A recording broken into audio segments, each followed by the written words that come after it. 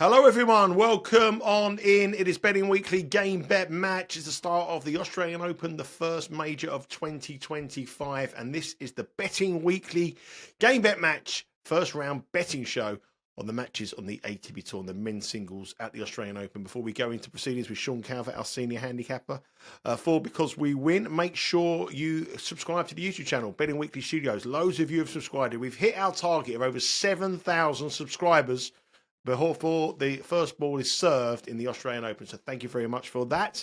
If you haven't subscribed, please subscribe. 44% if you do not subscribe. So subscribe, ring the bell. You'll be notified of every bit of content that comes your way over the next fortnight as we preview the action in Melbourne. Without further ado, delighted to say joining me is our senior ATP Tour handicapper. It is Sean Calvert. Good morning to you, Sean. Good morning. Nice and crisp today, isn't it? -5 is in my temperature when I woke up this morning in my garden. It's extremely chilly. I've had to wear Natasha's thermals. You know, she went with Lagan to the Lapland at Christmas. So it's obviously about -15, -20 there. So they brought all these different base layers and stuff. I've got her one on now. For some reason, she bought men's size. I don't know why. Well, I'm glad you said you've got Natasha's thermals on. I thought you might. I think it could be a different twist to the show if you were saying you might have said. But thermals are. Even if I had done that, I'm not going to mention it on the show, am I? So I was going to say you're going to have your missus's underwear on the sunbeds. I was thinking, hang on a minute, what's going on here? Yeah, that's something not very not good. accurate. No, not accurate at all. Thermals. That's good. It's because I work in this outbuilding. Obviously, I came down early doors and put the heating on, but it's it's freezing. It always feels weird this time of year when you're doing a show about the Australian Open.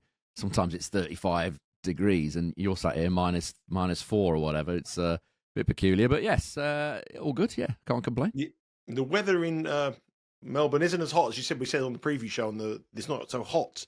No, this edition of the Australian, but it's still hot enough. It's still fair bit of rain around though, isn't it? A bit of rain around.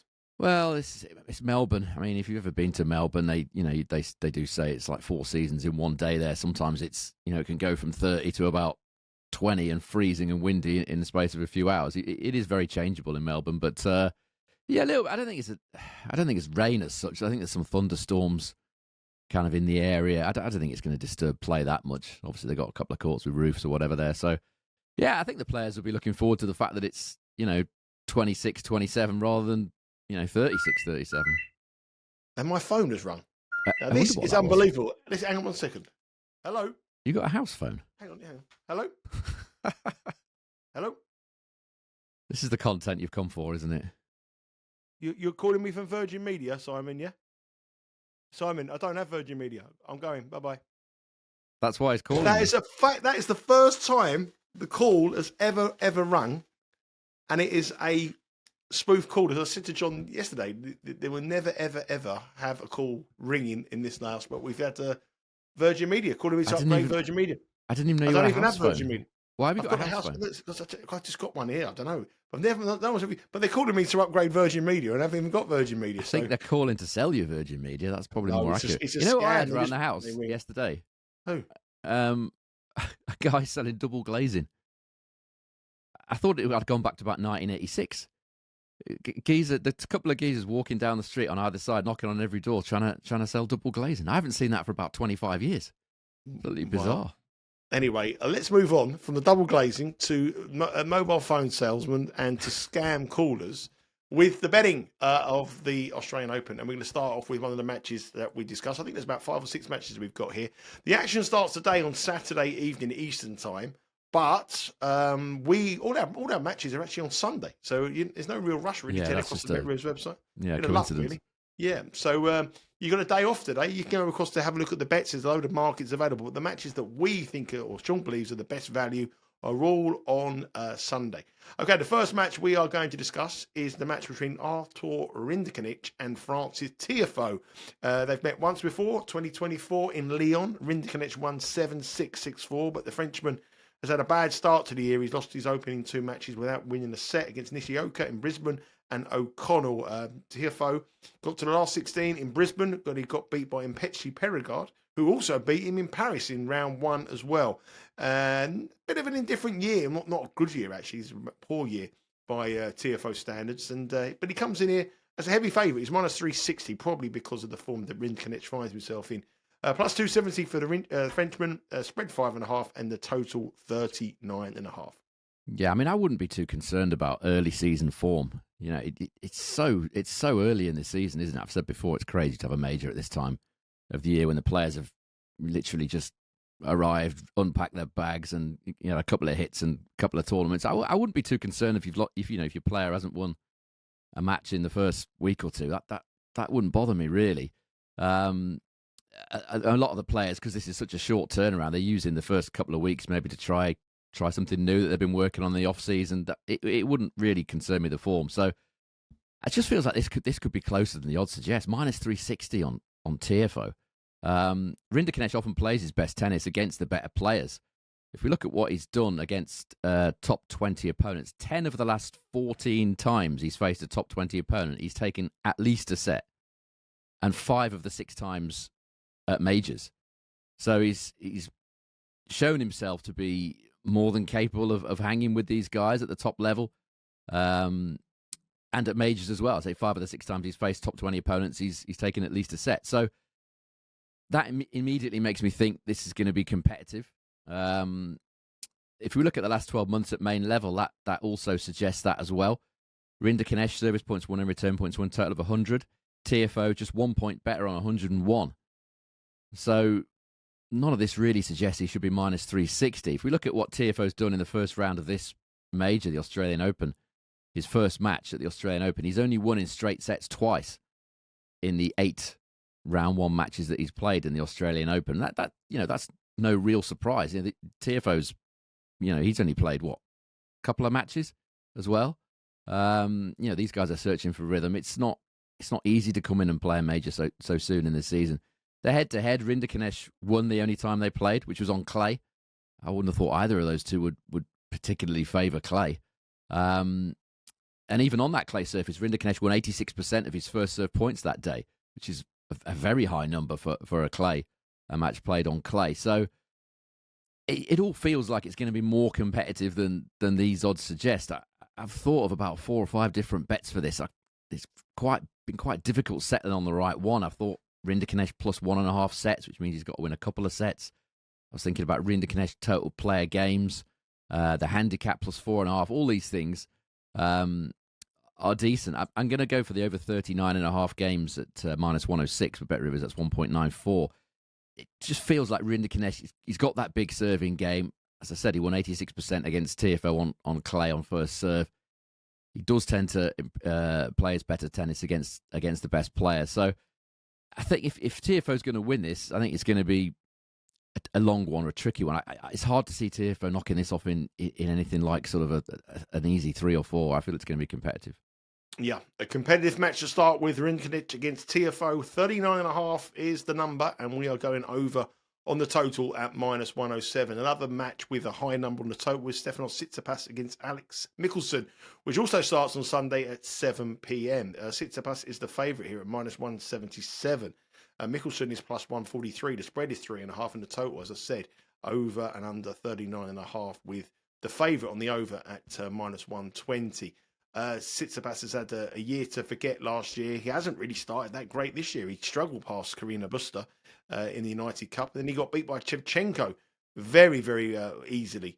Michelsen, on the other hand, has got through to the quarterfinals at Auckland, got to the last 16 of Brisbane.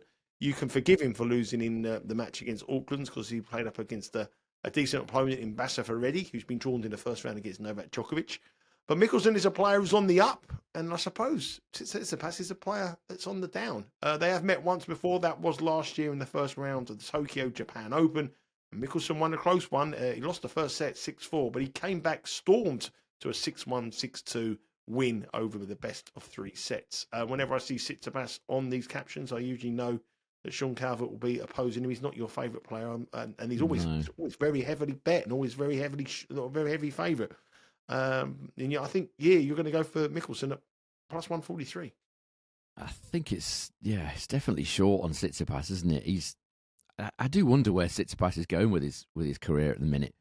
He's a former Grand Slam finalist, multiple former Grand Slam finalists, but hasn't looked at it at all the last couple of years, really, has he? Obviously split up with the dad in terms of the coaching situation.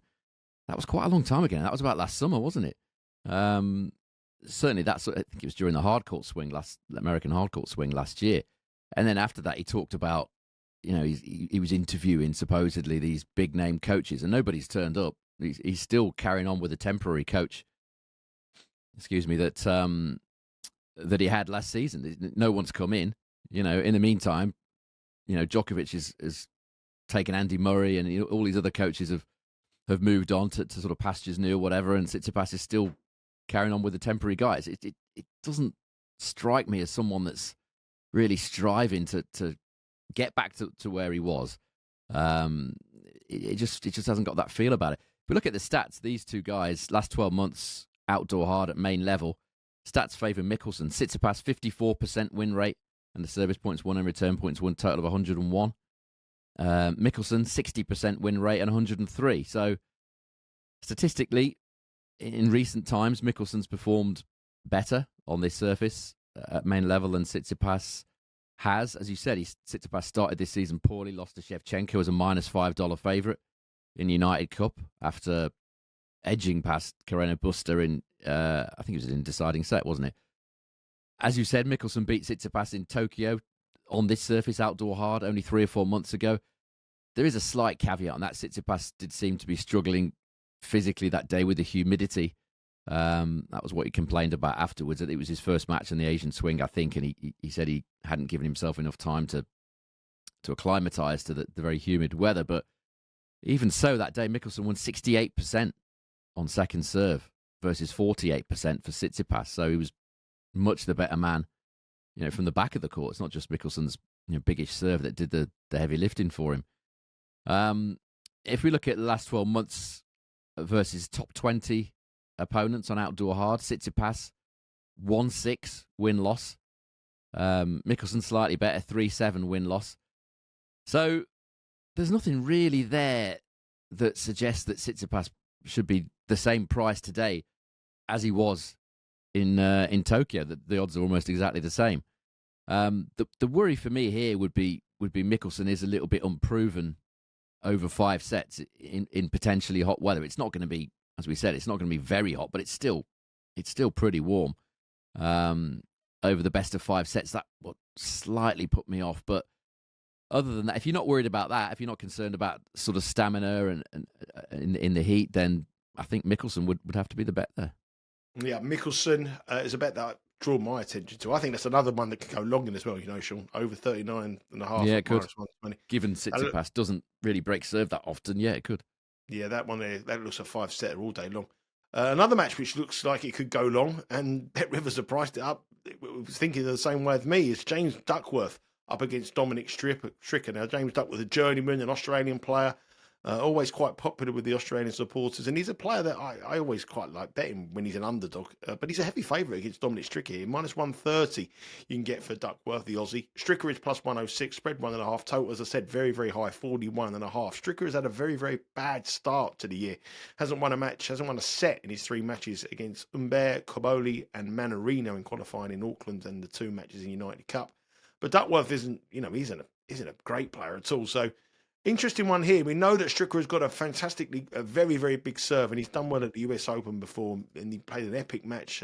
Was that one of the matches he played? I can't remember who he played now. It was an American player. And he played Taylor Fritz. Yeah, I can't remember. I watched him on one of the outside courts, and he went all the way to an epic match.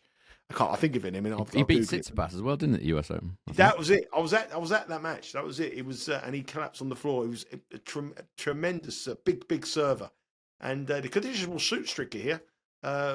Duckworth, a bit of a journeyman, coming to the end of his career, but he is a heavy favourite, and I think that is all to do with the form that Stricker has shown at the start of 2025. Yeah, I can't have Duckworth at this price. Minus 130. Statistically, everything favours Stricker. If we look at the last 2 seasons, we know that Stricker's had, if people don't know, Stricker's had a few injury problems over the last year or two. So I've gone back over the last couple of seasons at main level, away from clay. I don't think either of these two would particularly enjoy playing on clay. Stricker probably in Geneva and Gstaad, places like that, but generally speaking, you wouldn't have him as a clay man, nor Duckworth. So the last 2 seasons, main level, away from clay. Duckworth, 34% win rate and a service points won and return points won, total of 96. Stricker, 49% win rate and a total of 100. If we just isolate this surface, outdoor hard, over the same time period, Duckworth, even worse actually, 30% win rate and a 96 total. Stricker, 44% win rate and 100 total. So Stricker ahead on all those stats. If we look at what Duckworth's done, obviously this is his home major. He's got a pretty awful record here. Just a 27% win rate in the main draw of this tournament, Duckworth. He's 4-11 win-loss. So he's won 4 of 15 matches in the main draw at the Australian Open. And his service points won and return points won total in those matches is 95. Again, very, very poor. You would want better than that for a -130 favourite. If we look at all time, the career record of both these guys at hardcourt majors, so the Australian Open and the US Open, Duckworth, 23% win rate and a service points won and return points won total of 94. Stricker, 60% and 101. So, huge advantage, really, to Stricker on all the stats. The worry, as ever with Stricker, is fitness. He doesn't strike me as the fittest a lot of the time, to be perfectly honest. But he tends to be one of these players that raises their game at majors, which is exactly what I'm looking for in the first round. A guy that might be, not that into it the first couple of weeks of the season, raises his game. As you said, you've seen him yourself playing very, very high level at majors. If that's going to be the case again, then that's a very good price on Stricker. Fitness is always a worry with him, but at this early stage of the season, we don't really know who's fit and who isn't. So +106 for Bet Rivers for me, yeah.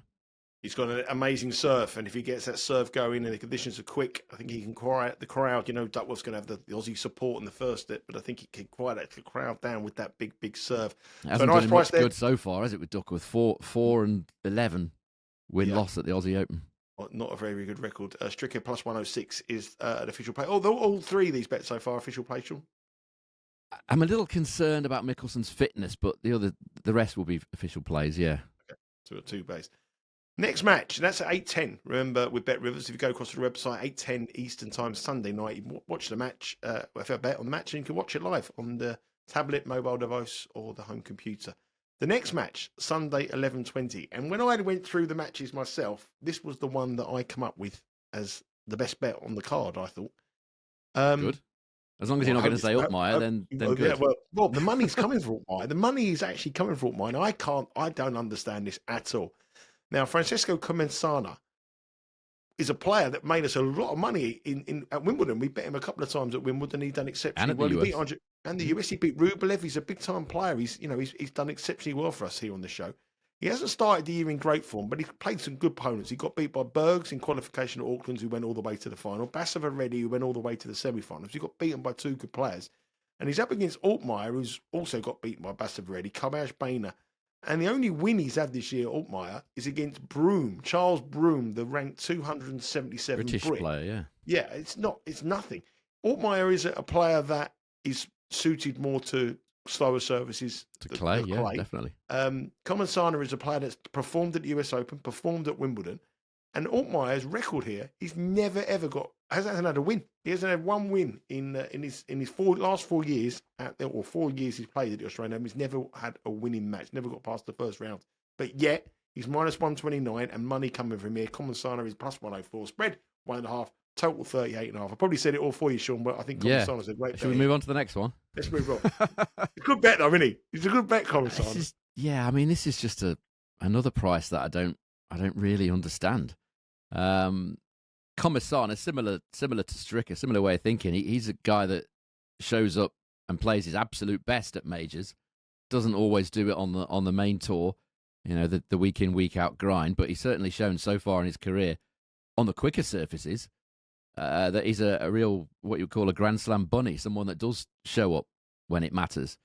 If we look at what Comesana's done on hard court and grass majors last season, he's 4-2 win-loss, service points won and return points won total of 99.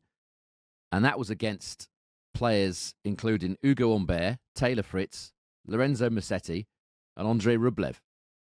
The other two, I think, were Adam Walton, and I can't remember who the other one was. But 99 total against those guys, and a 4-2 win-loss record. This is not a guy who shies away and doesn't play his best and gets nervy and whatever at majors. Quite the opposite. Altmaier, as we know, as you said a minute ago, he's a clay. He's more or less an out-and-out clay man, Altmaier.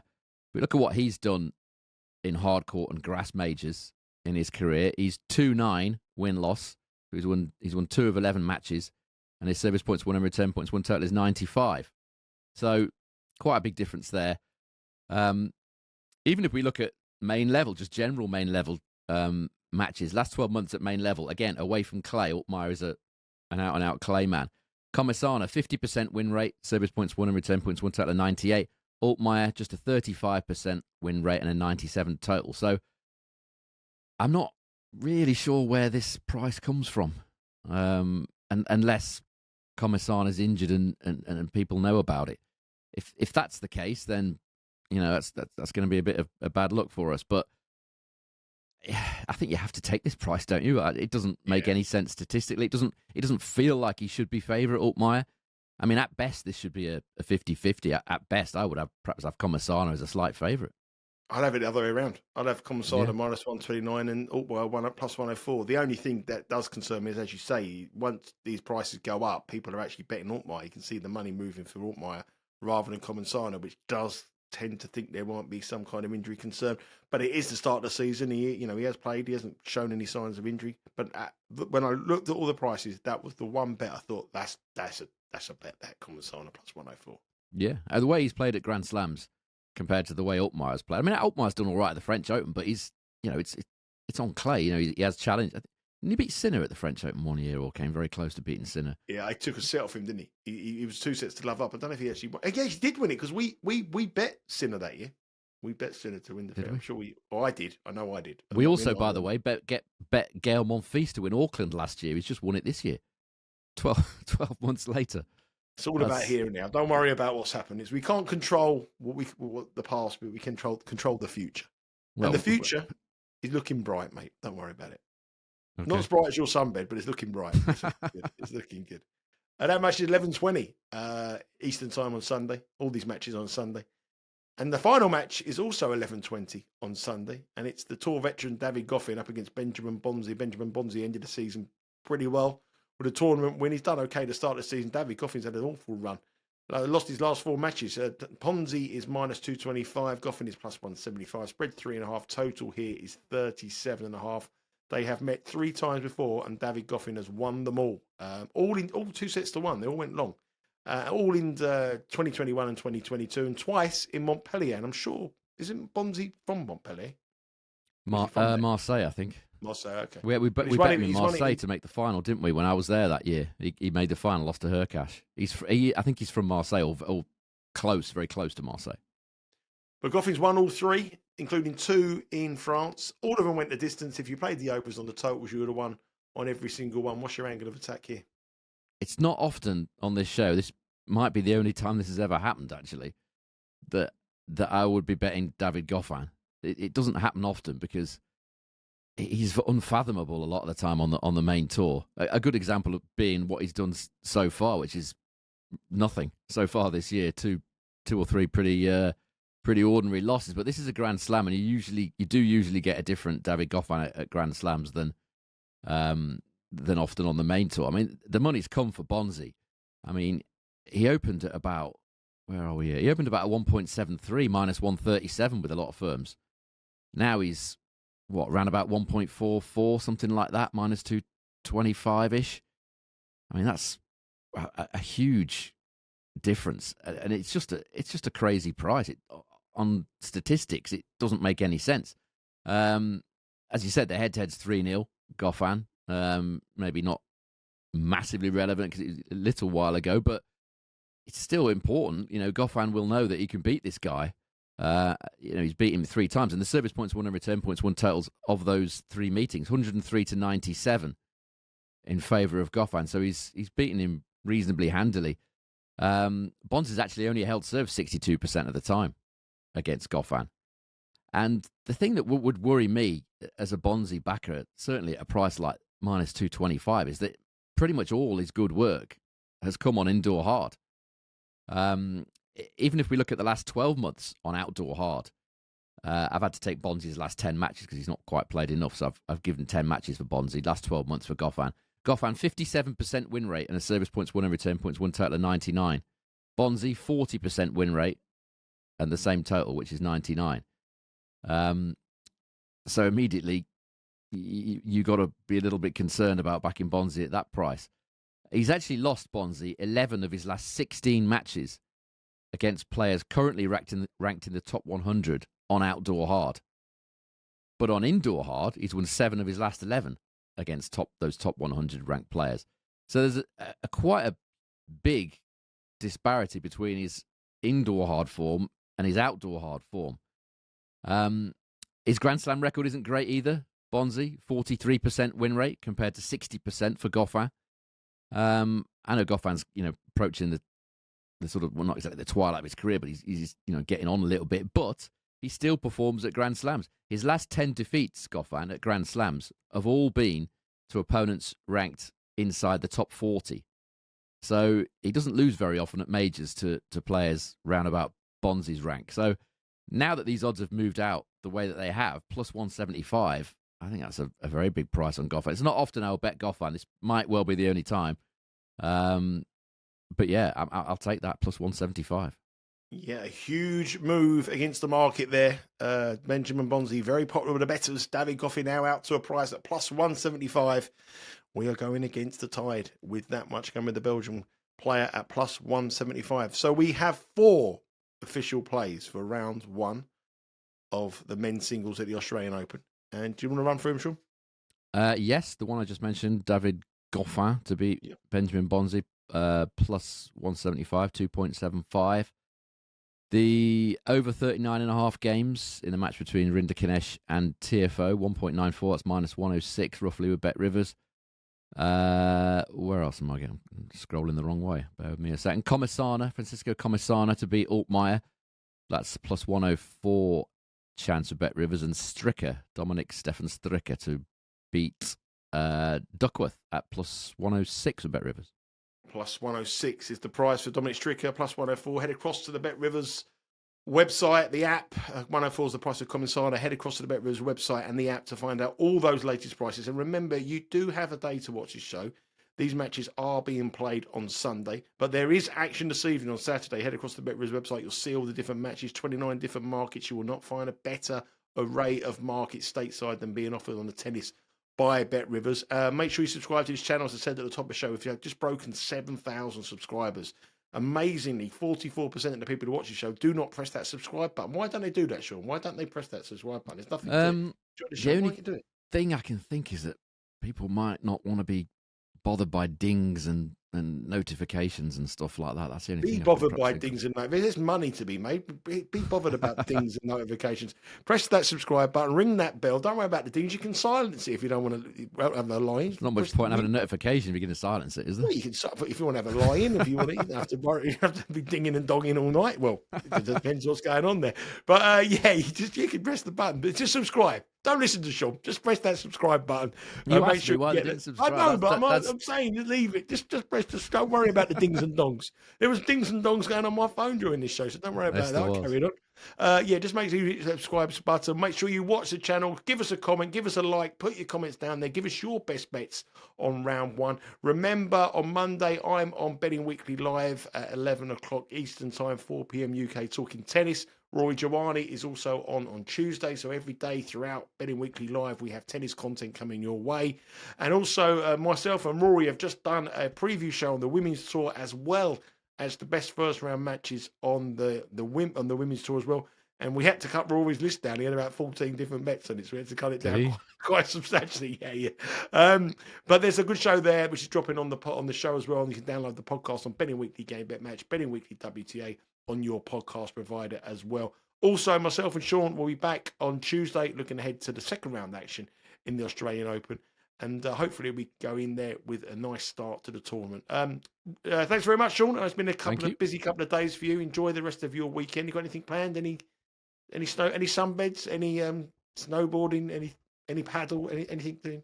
I think one of the reasons I've got this thermal layer on is that Lagan's got it into his head. He wants to go to the woods in this weather with one of his little mates, and it's going to be freezing. I don't know why he wants to do it, but I've got to go in about -5 into some woods and schlep about.